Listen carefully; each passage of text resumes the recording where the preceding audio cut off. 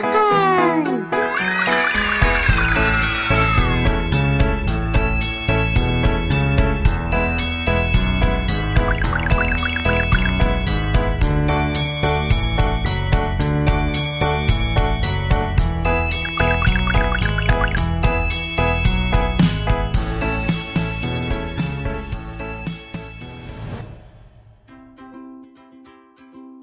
Сәлем, балақай. Бүгін біз хайуанаттар әлеміне саяхат жасаймыз. Бұл әлемде жануарлар төлдерінің атауларын және еліміздің қай аумағын мекен ететінін білетін боламыз. Ендеше саяхатқа бірге аттанайық.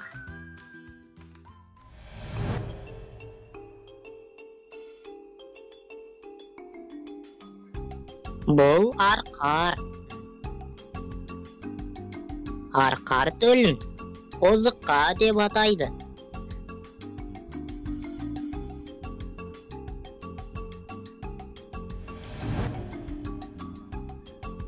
Арқар жұптияқтылар отрядының қуыс-мүйізділер тұқымдасына жататын ірі аң.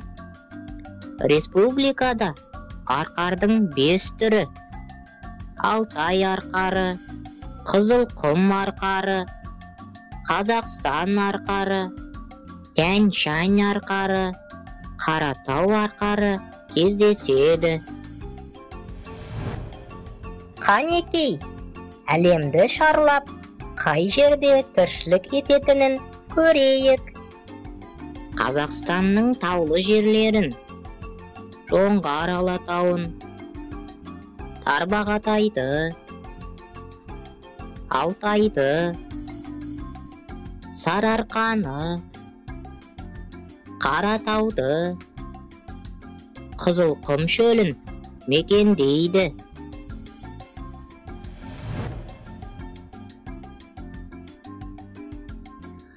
Бұл елік.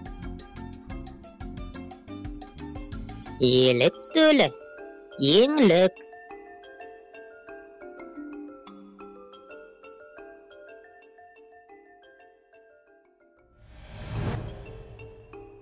Елік бұғылар тұқымдасына жататын жұптияқты сүтқоректі жануар. Еліктің 3 түр тармағы таралған. Қазақстанда Сібір түр тармағы кездеседі. Құйрығы өте қысқа, аяқтары жіңішке әрі ұзын. Қыста түгінің түсі қоңырқай сұр, жазда жирен. Жас лақтарының түгінде ашық түсті теңбіл дақтары болады. Қанекей, әлемді шарлап, қай жерде тіршілік ететінін көрейік. Елік Талас, Іле, Жетісу Алатауында, Батыс және орталық Тянь-Шаньда, Қаратауда, Тарбағатайда, Сауырда және оңтүстік Алтайда кездеседі.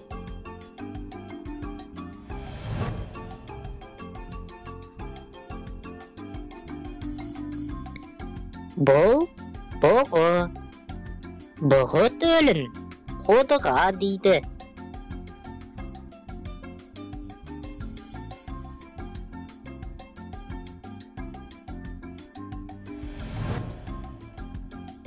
Бұғылар жұптияқтылар отрядына жататын жануарлар тұқымдасы.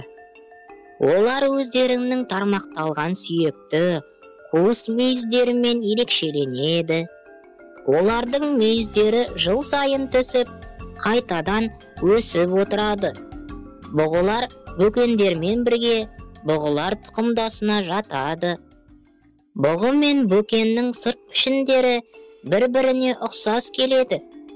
Алайда бұғылардан бөкеннің айырмашылығы олардың мүйіздері мәңгілік болып табылатындығында.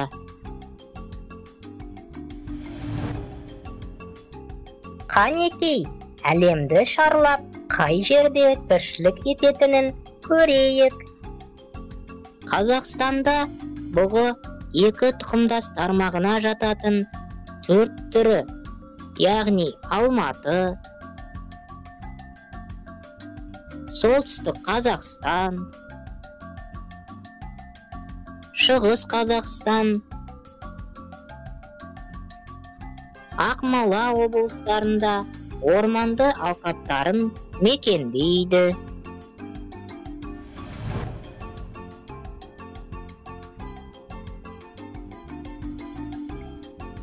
Бұл ақбөкен. Ақбөкен төлін құралай деп атайды.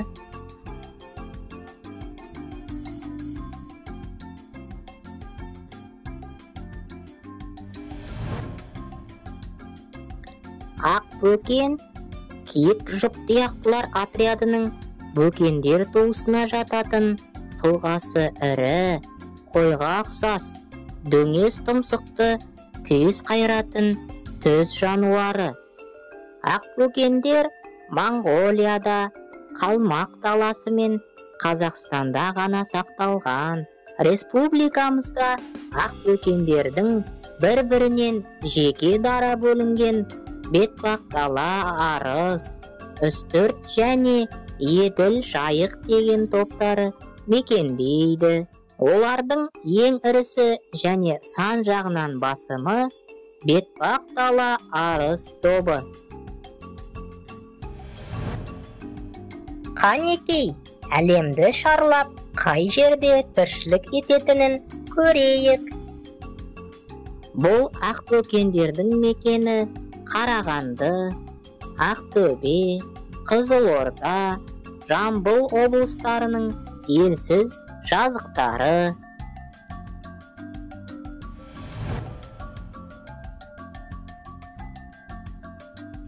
Бұл бұлан. Бұлан төлін бұзау дейді.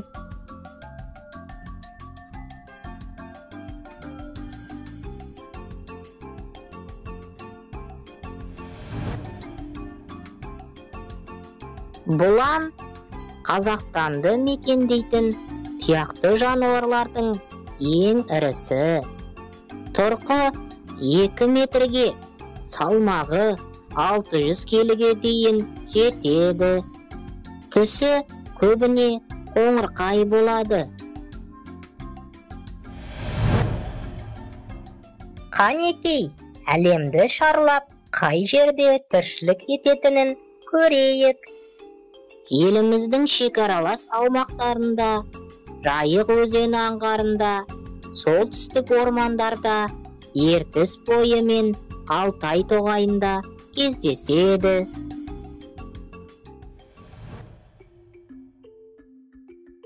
Қанекей балақай, өткен жануарларды қайталайықшы.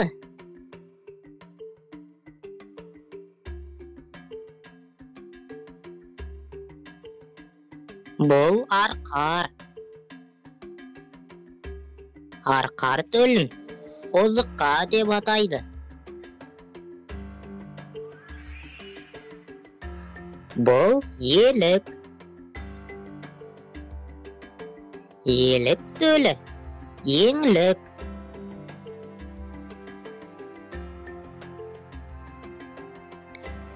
Бұл бұғы. Бұғы төлін қодыға дейді. Бұл ақбөкен. Ақбөкен төлін құралай деп атайды.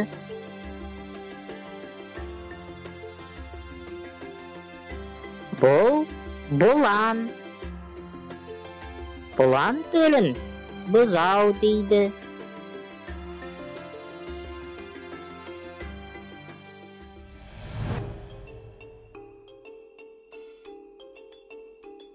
Бұл арыстан. Арыстан баласы абадан.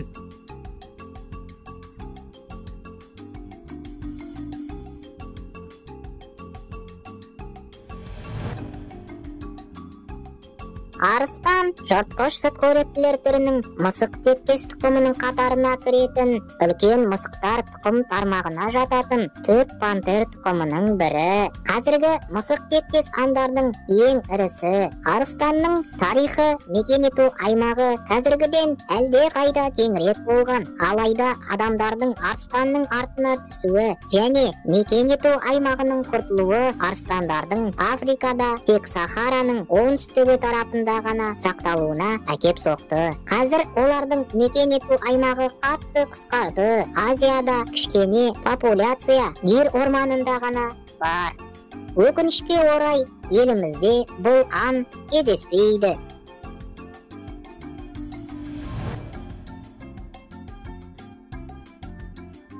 Бұл жолбарыс. Жолбарыс баласын теңбілше дейді.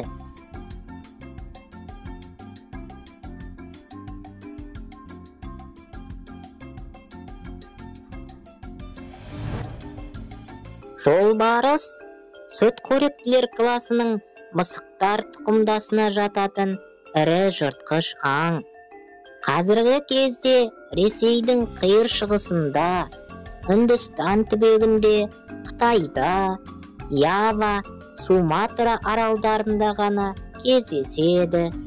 20 ғасырдың 50 жылдарына дейін тұран жолбарысы Қазақстанда Сырдарияның төменгі ағысындағы қалың қамысты тоғайларды мекендеген. Қазіргі таңда бұл аң елімізде мүлдем кездеспейді.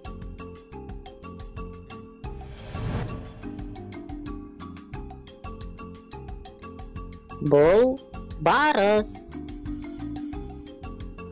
Барыс баласын алан деп атайды.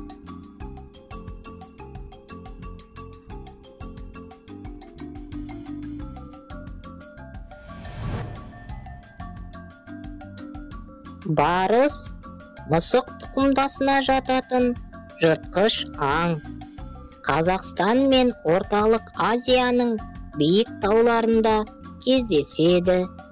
Оның ең көп жүретін жері басын мәңгі қар басқан тасты тік беткейлер мен қиялар. Қазақстандағы барыстың саны 180-200-дей.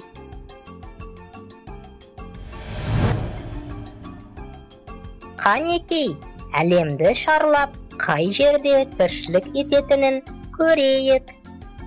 Олар негізінен Ақсу-Жабағалы, Алматы, Марқакөл қорықтары мен Алматы, Лепсі, Тоқты қорықшыларында мекендейді.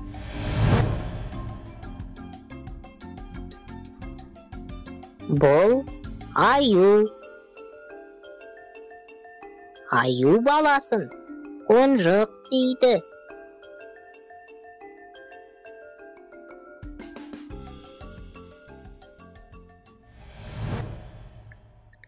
Аюлар жыртқыштар отрядына жататын сүтқоректі аң тұқымдасы.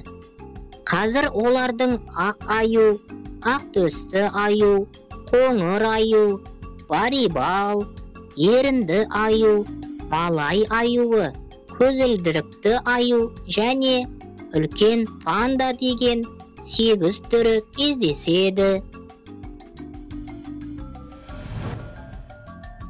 Қанекей, әлемді шарлап, қай жерде тіршілік ететінін көрейік.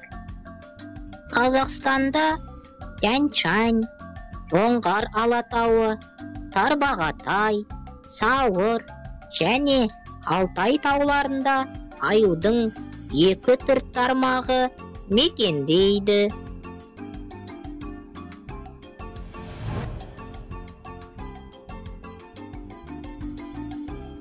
Бұл сілеусін. Сілеусін баласы інсін.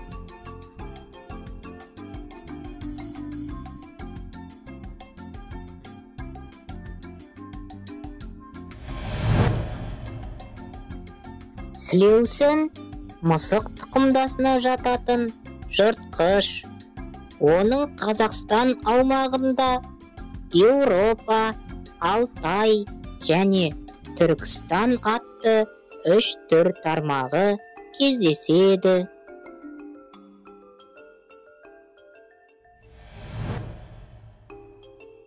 Қанекей, әлемді шарлап, қай жерде тіршілік ететінін көрейік.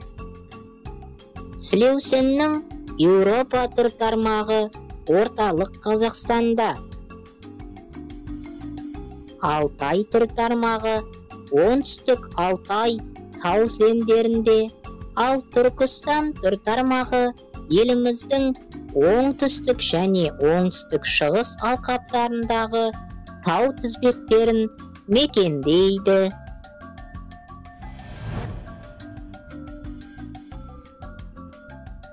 Бұл қасқыр. Қасқыр баласын бөлтірік деп атайды.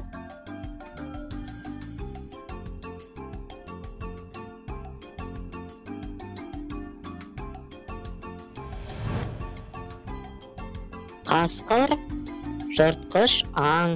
Қазақстанда қасқырлар шөлейт жерлерді, далалы және таулы аймақтарды мекендейді.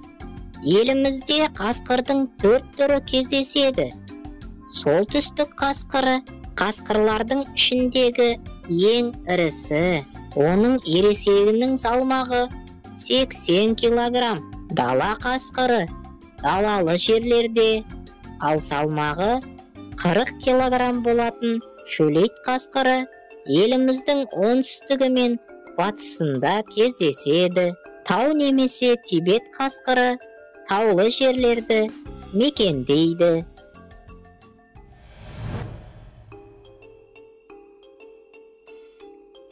Бұл түлкі.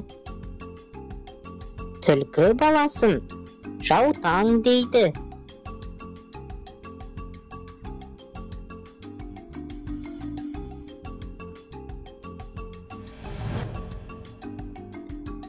Түлкі жыртқыштар отрядының иттер тұқымдасына жататын аң.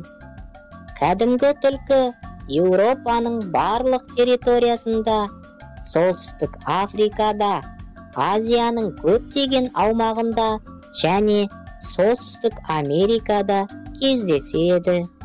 Кәдімгі түлкі Аустралияда акклиматизациядан өтіп, содан бастап сол материкте кең тараған. Біздің елімізде де бұл аң түрі кездеседі.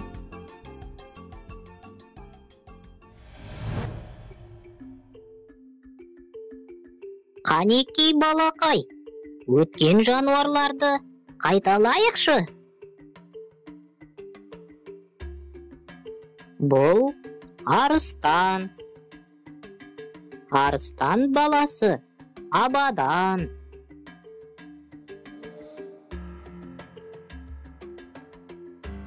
Бұл жолбарыс. Жолбарыс баласын теңбілше дейді.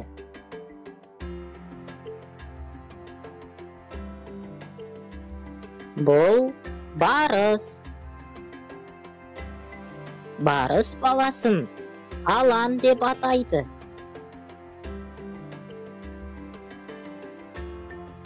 Бұл аю. Аю баласын қонжық дейді.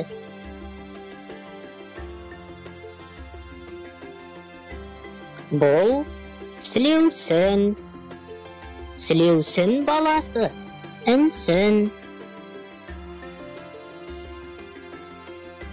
Бұл қасқыр. Қасқыр баласын бөлтірік деп атайды. Бұл түлкі. Түлкі баласын жаутаң дейді.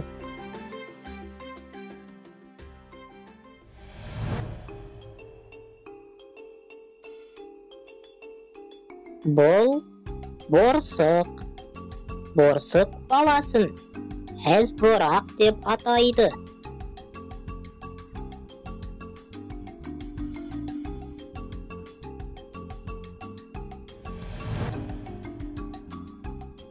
Борсық сусарлар тұқымдасына жататын жыртқыш сүтқоректі аң туысы. Борсықтың таралу аймағы Еуропаны, солтүстік және Орта Азияны қамтиды. Қазақстанда борсық барлық жерлерде таралған, бірақ құрғақ, сусыз аумақтарды мекендемейді. Таулы аудандарда Тянь-Шань, Жоңғар Алатауы, Тарбағатай, Сауыр, Алтайда жиі кездеседі.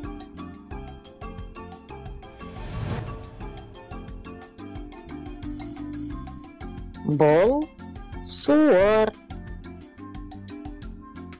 Суыр баласы мөндік.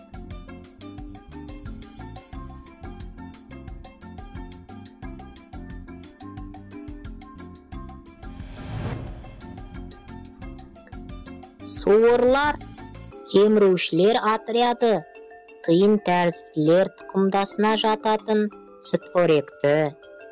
Қазақстанның орманды даласында, шөлді жерлері мен таулы аймақтарында кездесетін 4 түрі: дала суыры, сұр суыр, ұзын құйрық суыр мен мензбир суыры бар.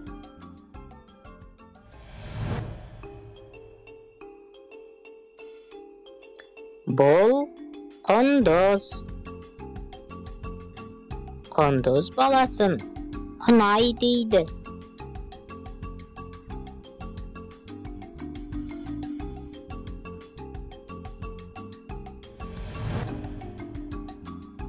Құндыз кеміргіштер отрядының терісі бағалы аң. Тіршілігінің көбі суда өтетіндіктен дене пішіні соған бейімделген. Құндыз Еуропа, Азия және Солтүстік Америкада таралған. Қанекей, әлемді шарлап, қай жерде тіршілік ететінін көрейік. Қазақстанда Жайық, Сырдария, Іле, Шу өзендерінде, Бұқтырма бөгетінде кездеседі.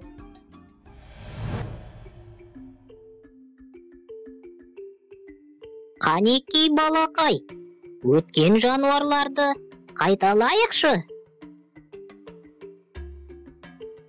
Бұл борсық. Борсық баласын әзбұрақ деп атайды.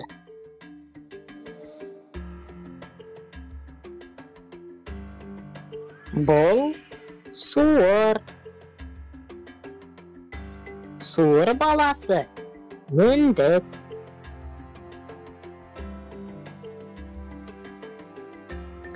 Бұл құндыз. Құндыз баласын құнай дейді. Балақай, біздің басқа да роликтерді өткізіп алмас үшін мына батырманы баста, біздің каналға тіркел.